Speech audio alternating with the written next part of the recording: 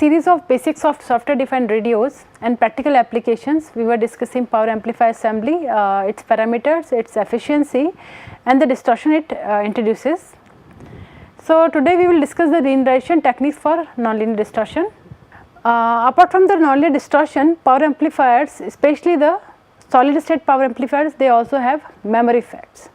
So, this memory effects, they are explained as the time lags between AMAM and AMPM responses of PA, and they are of two types, electrical and thermal. So, what do we mean by memory effects? If we are plotting AMM plot, which is basically gain, it looks like this. With respect to input power,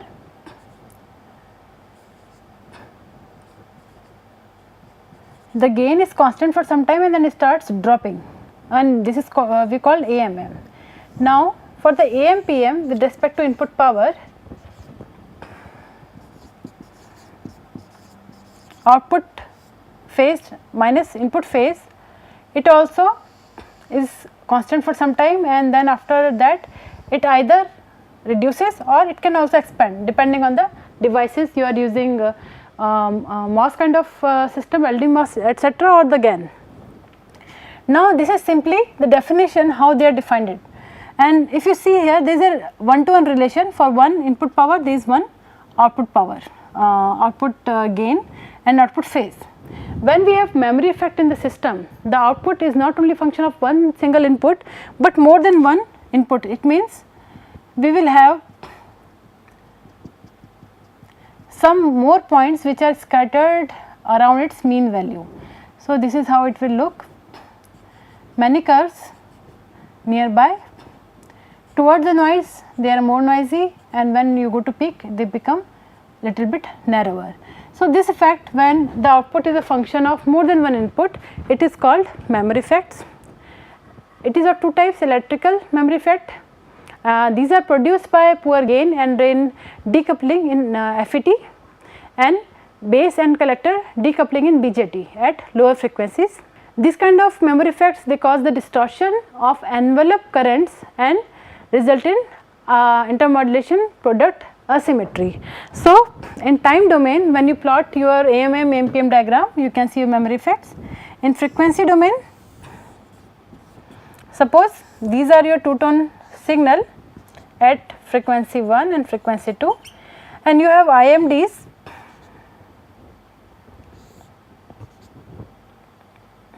at 2F1 minus F2 and 2F2 minus F1. For the same amplitude of power at the two tones, you will see that the level of IMDs will be different, and this difference is because of memory effect. So, this is what we mean when we say that there is a IM asymmetry.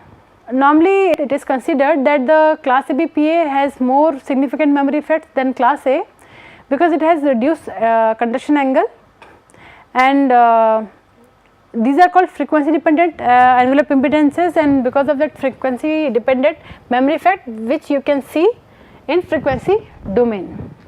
Now, thermal memory effects, they are long term memory effects, and they are generated by the junction temperature, which is modulated by the applied signal amplitude, applied signal envelope of the variation. So, one of them is short term and one of them is long term, and they both result into output being a function of input and its previous value. Now, what was the effects of power amplifier nonlinearity? We had covered in the previous lectures. First of all, we will see adjacent channel spectrum leakage. So, if it is your required signal at two tones, then you will have these IMD terms, and this was your spectrum of desire, and this is not required, and this portion of the frequency band may also be allotted to some other user. So, if some of the tones, some IMDs are being generated here, then what can be the detrimental effects? First of all, it is disturbance to the adjacent channel user. So, we are disturbing these users, because if they have their own signal here, these IMDs are falling on top of them or in between them. Secondly, because some of the power is being leaked into the adjacent channel, less power is available for the required channel. So, if before PA our signal was this, and after power amplifier PA our signal becomes this, and these are the IMD terms. The power which is being used in this IMD terms is being wasted. Normally we would desire that this value, this powers should also be part of our input signal, but this is not happening. So, our efficiency is going down. So, what is the metric for that? And we already discussed before, adjacent channel power ratio or adjacent channel leakage ratio, ACPR or ACLR are the metric which we look towards to check that how much power is being leaked into the adjacent channel here. Now, apart from that adjacent channel spectrum leakage, the other unwanted effect is signal distortion. For sure, if signal is going through a nonlinear system, then it has some distortion. The out of band we can see from eyes, but as you can imagine, if this is a broadband signal here at frequency f and it is being amplified with this power amplifier, then with the gain it looks like something in this form. So, this is the band of required operation and this is not desired band. We can see the ACPR very easily from our eyes, but we have to keep in mind that we have some error in the band also, which we cannot see because it is hiding in the signal. So, whenever you do the FFT, you will simply see this kind of profile, but it has this hidden components in the in band, which is also disturbing our signal. So, in the in band also, suppose we put a very sharp filter somehow and we take this data, still we will have some in band distortion which we cannot remove. So, of course, it will lead to bad EVM, error vector magnitude, bit error rate and symbol error rate, they should go down because of this kind of distortion. And normally when we are talking at the output of power amplifier, NMSC, normalized mean square error, is also one of the parameters which we had discussed earlier. Now, apart from this effects, if we want to reduce the effect of this nonlinearity and we decide to work in the linear region, then it can be achieved by compromising efficiency. So, we had seen this example in the last lecture that when we are using output power back off, we need more devices, more power to get that linearity and the output power requirements. So, of course, it leads to more DC power consumption and it will lead to smaller battery life.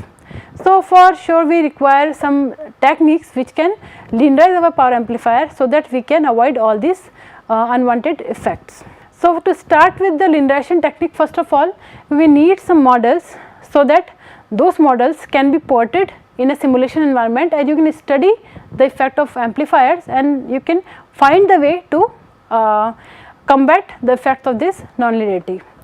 So, again, because nonlinearity can be of any order, second, third, fourth, fifth, sixth, any order, for a particular power amplifier you should be able to model what is the actually order of the nonlinearity. So, that is the purpose of this kind of models which we call parametric model, because they are given in the form of some equation. We are discussing some of very popular models which you will find in the literature. One is Saleh model. This model is mostly proposed for TWTA. It is a memorious model, means output is a function of input itself and not the function of its previous samples. It uses 4 parameters to fit the model to measurement data. It captures phase and amplitude distortions separately and independently, and these functions are defined by GRN and FRN. So, this GRN is AMM or the gain in the voltage form. When I say gain in the voltage form, it means it is not in dB. So, here GRN represents gain or AMM value of power amplifier, which is a function of input amplitude of the signal, and this is the ratio of V2 upon V1. So, it is not in dB, it is in ratio form. So, if you look at this equation, it is a coefficient multiplied with the amplitude of the input signal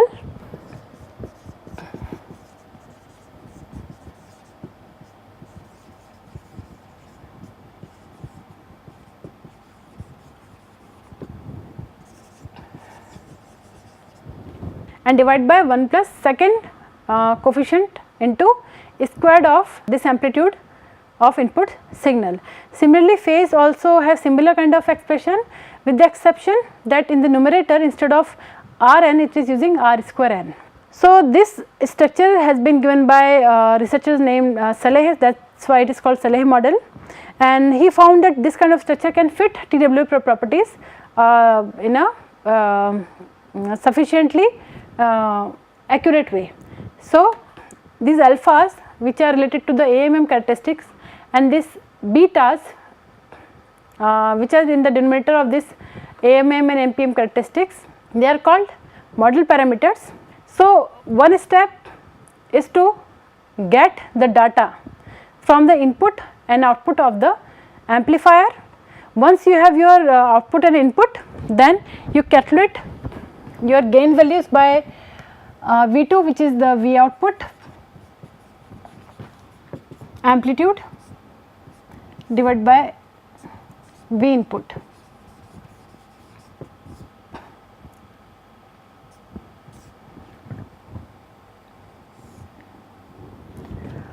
So, maybe we can simply write it like this: V output amplitude divided by V input.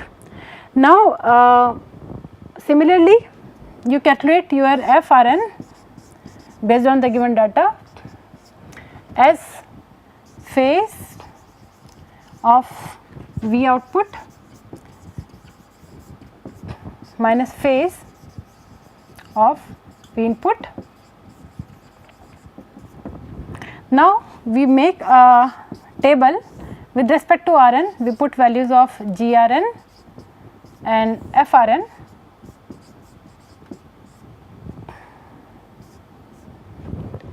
And once we have these values, based on these captured values from the actual device, we try to fit our coefficients. So, this is one of the curve fitting method which has been proposed by Saleh itself for his particular model. So, by using some mathematical approximation, he has proposed that whenever we have any function which is a function of independent variable r, which can be given by this kind of rational function alpha r to the power n upon 1 plus beta r square whole to the power v, then we can find the values of alpha and beta by defining a coefficient w which is a function of f and r and v, and then we can use these value here in this case for calculating the values of alpha. So, this w once you calculate it based on your f and r, you put it there, r is your input amplitude and m is your order for which you are calculating this alpha and beta. So, this I, the summation I, it is actually being done from 1 to m. How to select our v here? So, if you want to calculate alpha a and beta a, which is the coefficient for the AMM diagram, then this GRN is actually this FRN. So, this FRN value, instead of this you use these GRN values from the table, and when you compare this formula with the actual formula here, then you can identify here that this r to the power n, this n is actually equal to 1, and this whole power to the power v, this v here is equal to 1. So, for AMM calculation,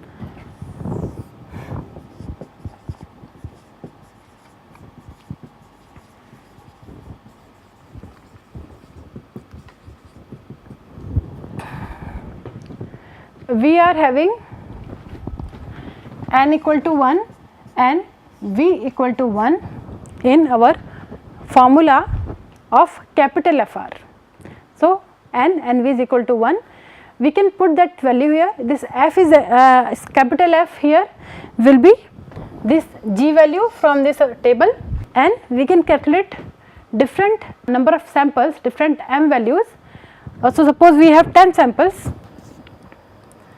m equal to 10 here, then we can make our wi values w1, w2, w3 up to wn or w10 by keeping gr divided by r I, and n is 1 and v is also 1 here. So, this value, and it will be simply fi upon ri inverse. Once we know this value and we know our value of m, which is 10, we just simply put these values here. So, wi, which is basically g r n divided by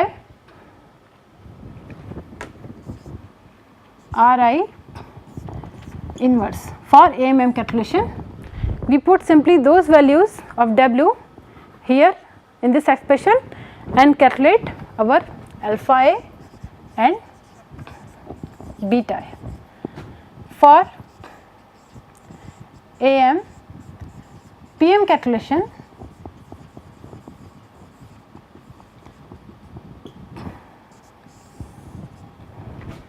let us compare our function with our AM PM value. So, our n is equal to 2 and v is equal to 1. So, our n is equal to 2 and our v is equal to 1, right, and based on that we can define our wi, which is fi, and this fi in this case will be frn here. So, frn, and this I value here will be here, because it is dependent on that particular value of I, which is going from 1 to 10, divided by r I to the power minus 1 upon v. So, it is v is 1, so it is minus 1 and n is 2, so it will be like this. So, in this case I think we can remove n, because this m is taking care of that. So, we do not have to put n in this here, we can simply write it n, because to calculate the number of samples we are putting this subscript I here. So, we can do the same for g here also, simply we can say gr at index I. So, wi takes this form, and for this form of wi we can simply put that wi here and use the amplitude values for particular value of I. M is 10 and we can calculate our alpha phi and beta phi. Now, again I will repeat, this data AMM and AMPM was seen from the actual device, seen from the actual curve, and then fitted back, and then we got these 4 coefficients.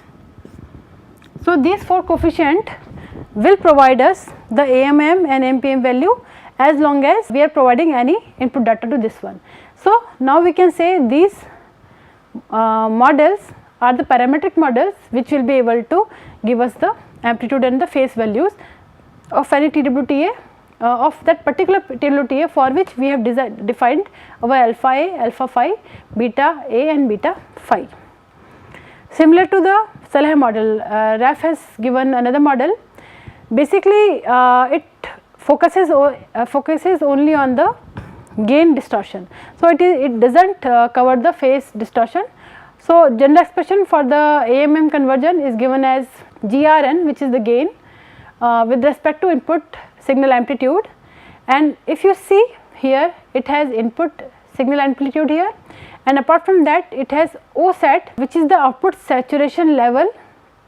So, this is the parameter which defines saturation level, and H is something which sets the smoothness of the transition from linear to saturation states. So, basically what we do, we take the actual data from the actual amplifier, and we do not have any phase requirement. This model is only given for the gain value. So, we are just dealing with these two values, amplitude values and the gain values, and then we put these values for given amps into this formula, and we define our O saturation level which is based on our particular device, because P1 dB value will be given to us, and we will calculate the voltage respect to that. After that we keep tuning the value of S, and whenever we get the best fit for that value of S, we will say our model is complete, and we note down the value of S, O set, and then we can apply any input and we can get the output which will be equivalent to the output what we should get from our device. So, RAF has only concentrated on the amplitude or the AMM, but it is also a very popular model. Ghorbani is another model given by researchers named Ghorbani, and this model has 4 parameters for the gain and 4 parameters for the phase. As you can see, they look very similar in nature, similar in their fitting profile, similar to the Saleh model process. We have to do the curve fitting, and once we get the value of x1, x2, x3, x4, y1, y2, y3, y4, then we say that our model is extracted. Ghorbani model is given for the SSPS, while Saleh model was given for the TWTA. So, that is one of the difference between these two models. Now, what will happen once we have acquired all these models? We have our Ghorbani models, RAF model and Saleh model, and we have the parameters for a particular PA. This can be used to analyze the system level performance for any proposed communication scheme. So, because we are moving from 1G to 2G up to 3G and beyond 4G, and now looking for the 5G, we keep introducing new schemes, but power amplifier which will distort the signal, we do not know how it will interact with those. So, these kind of models allow us to put these models in the simulation and see the effect of nullity of power amplifier on these schemes at the output and the transmission and receiver performance level. Now, these models are basically equation based parametric models, so they can be represented very easily in the equation form. As long as you have access to the input signal amplitude, you can code them easily in any software. Moreover, now they are so popular that some software such as MATLAB, they actually provide them as a toolbox. For example, in MATLAB, communication toolbox contains RF impediments library, and such nonlinear models can simply be selected from there. For example, they are showing cubic polynomial, so it is just a third order polynomial, and you can also select Saleh, RAF and Ghorbani from here and define their different parameters here, and then you can see the output. So, by using these models you can actually get your IMD terms at the output, and then you can start designing your linearization techniques to reduce those distortions. So, this lecture ends here. In the next lecture we will concentrate on actual linearization techniques. Thank you.